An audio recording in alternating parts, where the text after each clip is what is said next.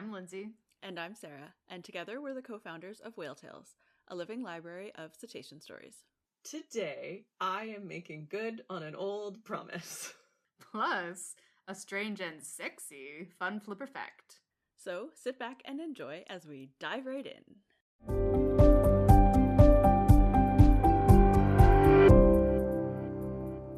A shorter one for you this week, but just a heads up that we will be discussing reproduction, mating, and sexual themes in a frank and adult manner. So if that is not what you're feeling like listening to, that's okay. Just feel free to skip this one, and we will be back in a couple weeks with our mailbag episode where we answer your questions. We'll be back with that one on February 24th. A short but sweet one, because somebody made a promise to our listeners in our February episode of 2020. Somebody. It's me. It's me. I did. I'm sorry. I'm really excited and also very nervous. So I'm going to sing a song called Nervous But Excited, where everybody can hear me. I am actually going to sing a song. So all of this verbal vomit is because a year ago was our Cetacean Sexy Times episode 11, I want to say. And in that, we talked a lot about the sexual appetites, as it were, of cetaceans. And as a joke, I changed a couple of the lyrics to the chorus of Let's Talk About Sex by Salt and Peppa. And then something happened during the recording of that episode where I just got really excited about what I had done and made a promise. Basically, you're Barney Stinson. Challenge accepted.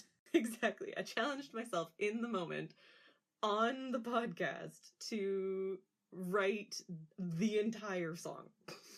And listeners, I have done it. And it is the greatest thing I have ever done. It is my opus. And so now, without any further ado, I am going to sing it. This is the first time that Lindsay and Sarah are hearing it. I have not shared any of the lyrics with them, despite really wanting to many times. And I'm excited for their reactions. I'm excited for yours. I will really, really try hard to make it through this without laughing. And then we can discuss what you think after it's done. Are you ready for the debut? Yes. I am. Okay. Yes. It's called Let's Talk About Cetacean Sex. I am also nervous but excited. All right, here we go. Whale Tales Cetacean Sexy Time.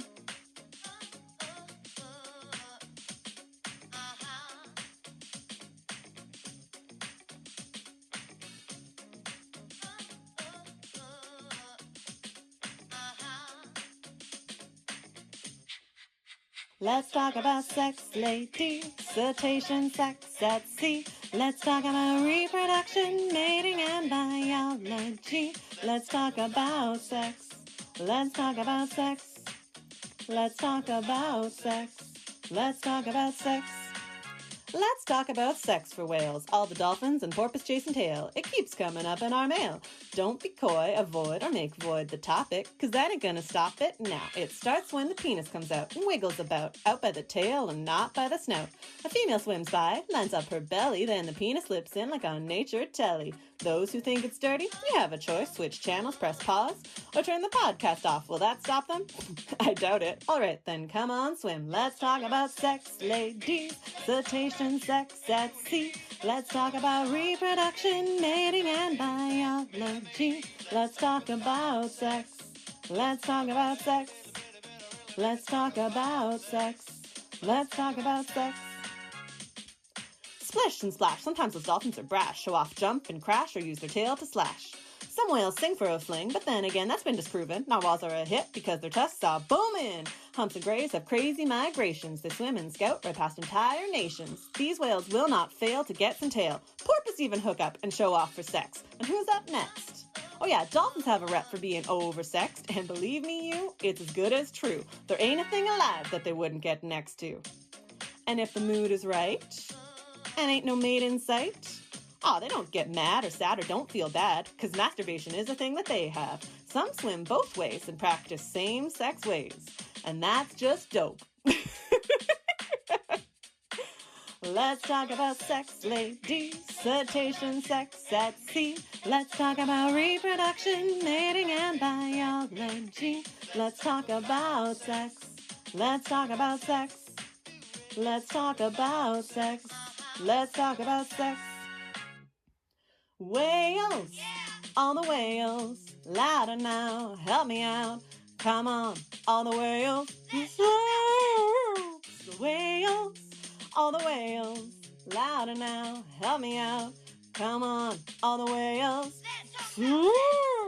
So yeah, I can't believe we're gonna play this on the podcast, but why not? Every cetacean's having sex. It's a natural, important thing to do, and we're gonna share it with you. Let's talk about sex, ladies. Cetacean, sex at sea. Let's talk about reproduction, mating, and biology. Let's talk about sex.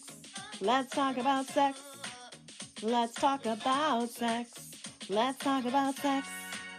Let's talk about sex, ladies. Cetacean, sex at sea. Let's talk about reproduction, mating, and biology. Let's talk about sex. Let's talk about sex.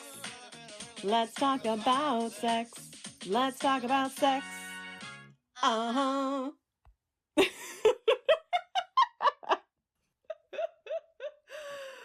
Oh my gosh, that was the greatest thing I've ever heard.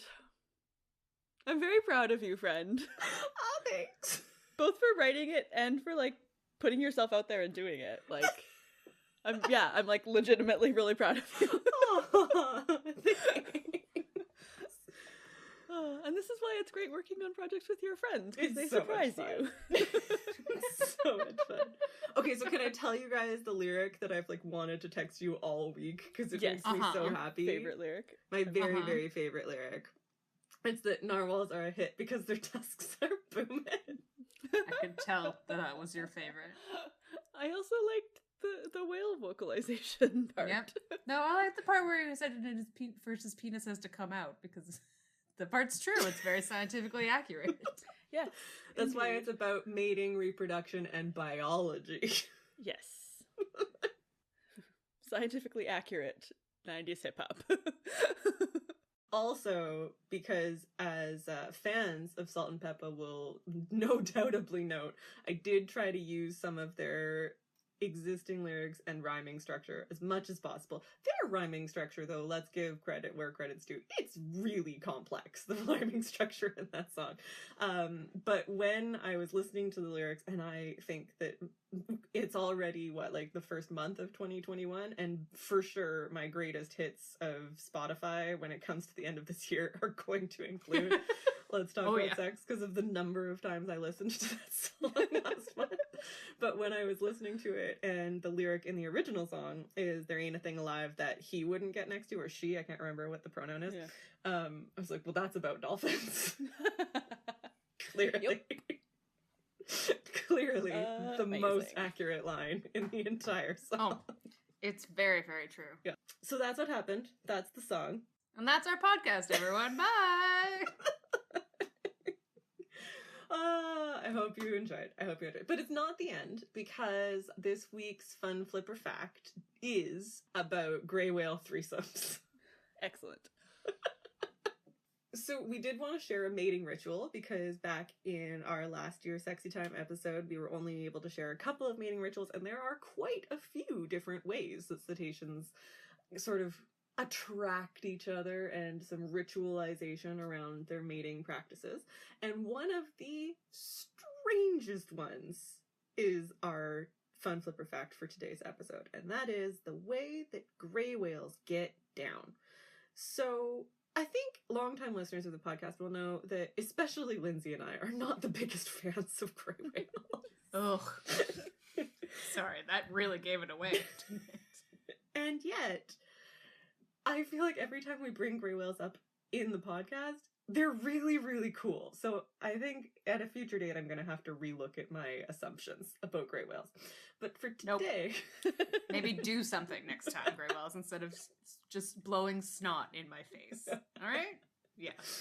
But for today, we're going to talk about what happens in the sexy mating months of the gray whale's life, which is in Northern Hemisphere's winter. So in the winter months, when the gray whales are down in nice, warmer tropical waters, getting their tan on, which is what I would like to be doing right now. Oh, pandemic. Anyway, they spend the mornings getting to know each other, and not in the biblical sense. They actually just spend, there's usually quite a lot of gray whales around in the area, and they spend the morning hours, kind of the dawn-ish to main morning hours, just like sidling up to each other and not doing anything particularly flashy. They are still gray whales, but they're quite tactile at this time of year, and both males and females are kind of rubbing up all over each other and just kind of getting the lay of the land, as it were. Another sort of Bridgerton reference. I was just gonna say, this is just so many Bridgerton feels.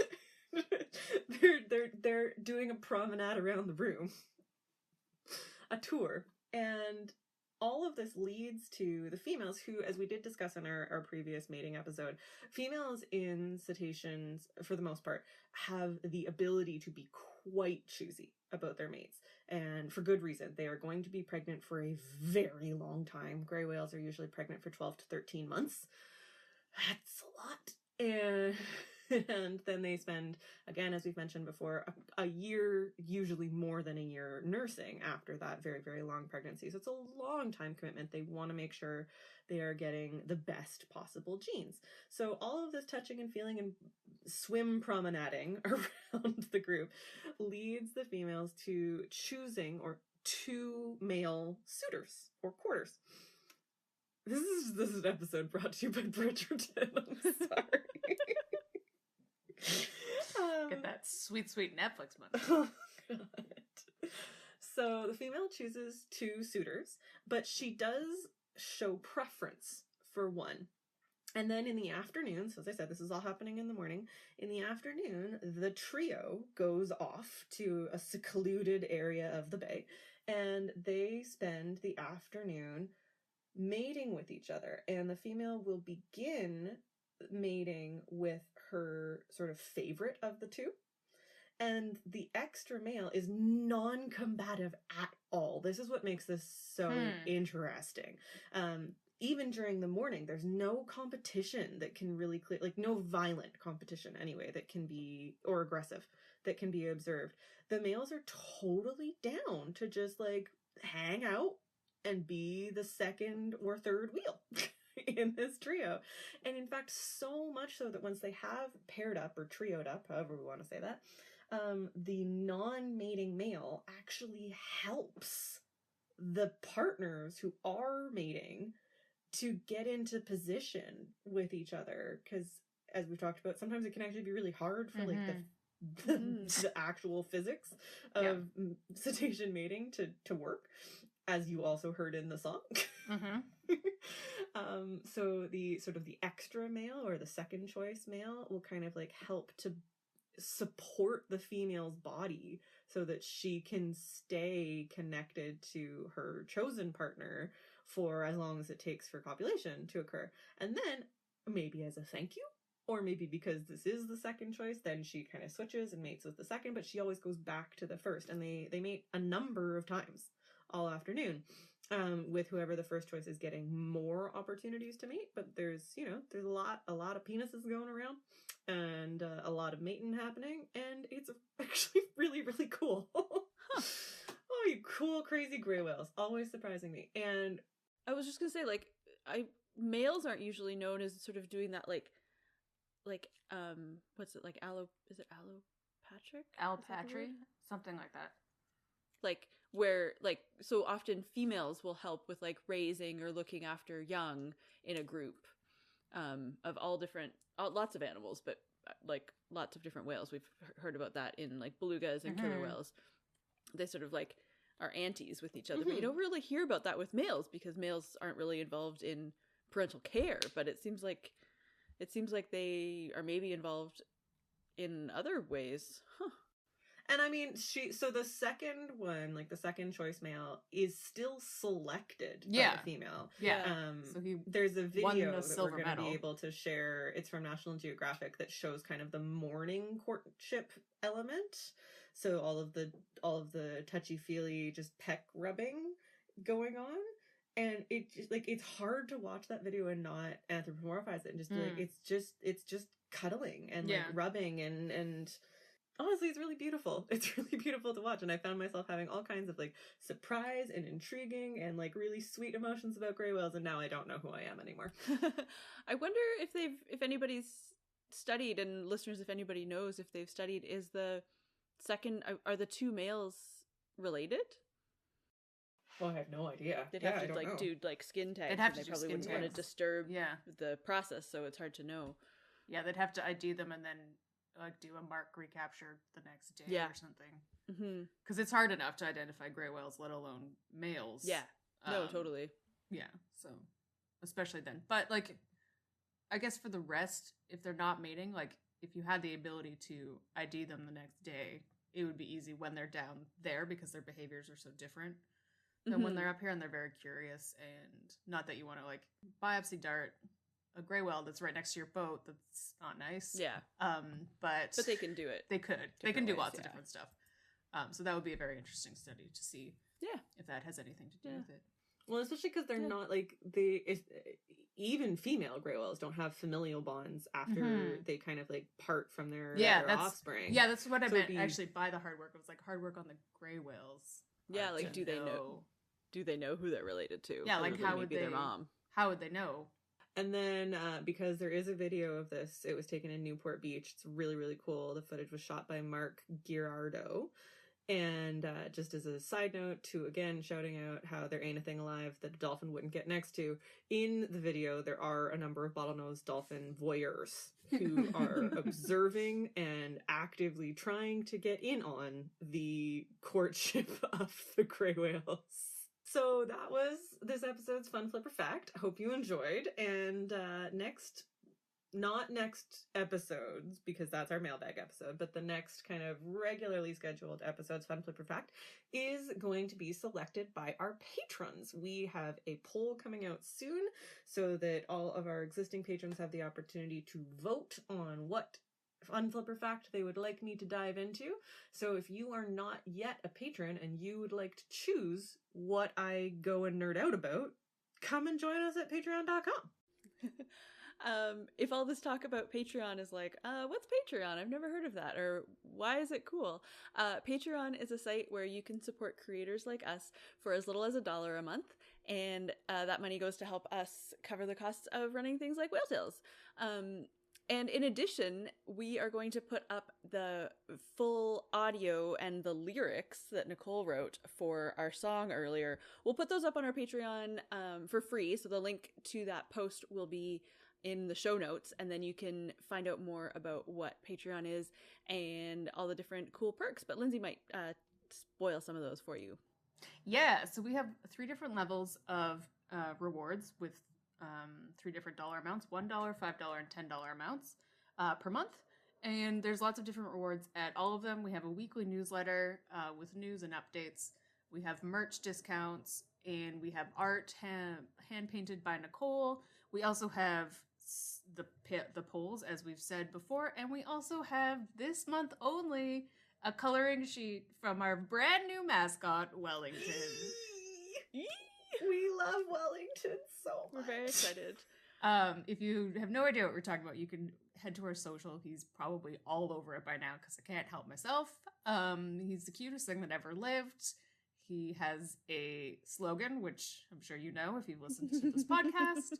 And he was designed by our incredible graphic designer, Ross Henderson, who designed our logo and all of our merch and everything. And it's the best, and I love it. And you should check it out. And help support us and join our Patreon. Which is really, it's so incredible. Everyone who has taken the time to become one of our patrons, we say it a lot, but it's because it really, really is true.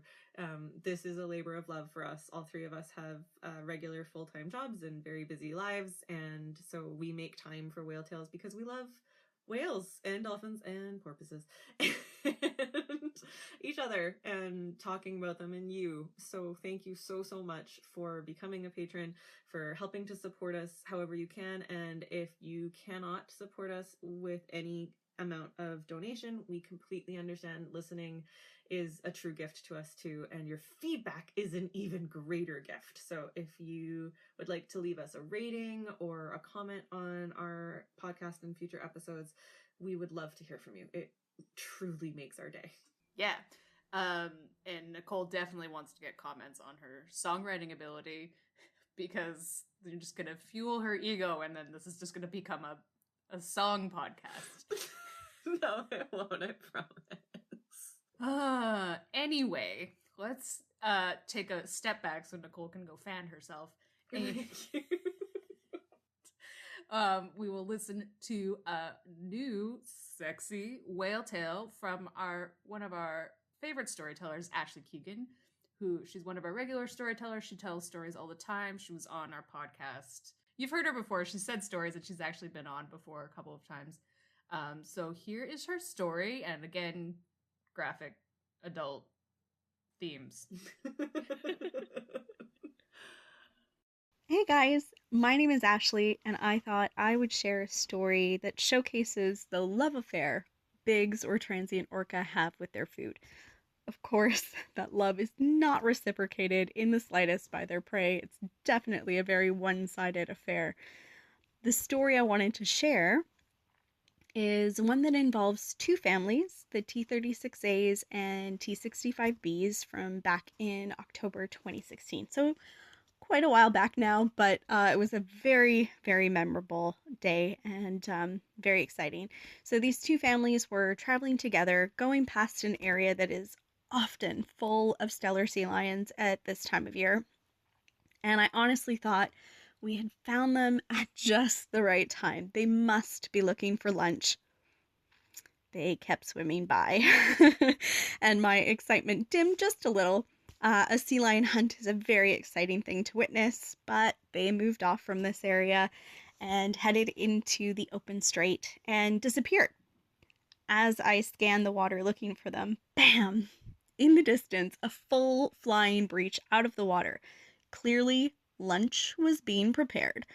Now, when Biggs orca hunt, the surface activity tends to increase. They get more and more excited, and this excitement comes in many forms, from tail slaps and spy hops, breaches and cartwheels, and sometimes, even without a hydrophone, you can hear them vocalize through the hull of your boat or even at the surface. But if they are a boy, sometimes there's another form that excitement takes. Sea snake, Pink Floyd, dork. These are just some of the names you'll hear used when, during the excitement, a flash of pink catches your eye. Yes, my friends, that long, pink, curly at the tip surprise is his penis. Now, on this particular day, I witnessed something I'd never seen before and have yet to see since. An orca breach fully out of the water with his sea snake fully on display. T65B1, also known as birdsall, was clearly enjoying the stellar sea lion hunt, and he was showing the world. Like I said, Biggs orca do love their food. I mean, who doesn't love a good penis story? Always causes an exciting boat trip. Anyway, if you want to read more of our mating stories, you can. We have 13 right now if you just search mating in our search bar on our website. As we wrap up the podcast, just wanted to throw a shout out if you are planning a special meal for you and your COVID buddy in honor of Valentine's Day, or just in honor of it being February. Or Galentine's Day. Or Galentine's Day. Or Love Yourself Day. Or just, feel like you should maybe have something, a special occasion food, because it's Thursday. I don't know. These are weird times that we're living in, and you just gotta celebrate the good days. Mm-hmm. So we figured I'm sure most of you know, but we would remind you and leave some links in the show notes about where you can find out how to get sustainable seafood, like oysters or other fancy food. So yeah, sustainable seafood, you can use the Seafood Watch app or website, or the Oceanwise listings, and that can help you in finding sustainable sources for seafood. Yes, there are grocery stores and restaurants I assume for takeout or safe eating. I don't go to restaurants anymore, so I don't really know how that works. But there's lots of different ones, and sustainable seafood, I think we've probably talked about, I know on social we've talked about it, is not just supporting sustainable populations, but also sustainable fishing practices for those populations, so that the fisher people can still work and the gear is safe and is not left in the water, and of course, and the populations of the seafood species are sustainable and thriving. So it's very important if you are a seafood eater. And from our episode last week, like I think we talked, all of our calls to action last week were about the power of like where you spend your money, and so choosing to spend your money on sustainable seafood, both is supporting that industry, but also like telling people that like sustainable seafood is a thing that you value, and that definitely as a community we value. So yeah. Your power as a consumer when it comes to seafood in particular, it cannot be overstated, because often if you think about the people who are catching or raising your seafood, these people, that is their entire livelihood, and they will not, and sometimes it's a very, very dangerous livelihood, they will not put their lives on the line for something they can't sell. So your power when it comes to influencing the market of sustainable seafood, we've seen this in how now rampant, and in a good way, sustainable seafood is on the market compared to even just 5-10 years ago, especially. You can have a huge impact no matter where you live, because we know obviously if you aren't coastal, seafood is a lot harder to come by, quality seafood even more so. But even if you are in a completely landlocked area, you can still have a really, really big impact by putting your money where your mouth is and where your heart is, and that's supporting sustainable seafood to help the whales so they can keep on mating. Yeah, which is what we're looking for here. Amazing. Yes. More whales. Yep. More whales, exactly. And dolphins and porpoises. We don't want to get any letters. It's true. And I think on that note, we have come to the end of our short but sweet Valentine's Day episode. So thank you so much for listening. We would love to hear your thoughts on this episode. Would love to hear your thoughts on the song. But really, we'd love to hear your thoughts on any episode. So please visit our website, whale-tales.org, and find links to our various social media handles so that you can drop us a line. You can also tweet at us directly. I am FHG07. Sarah is Sarah K. Gibbon. No H, and Nicole is Nick F. Can, CANN, if you want to, give her some clapping emojis or anything like that. Or if you have suggestions of other songs.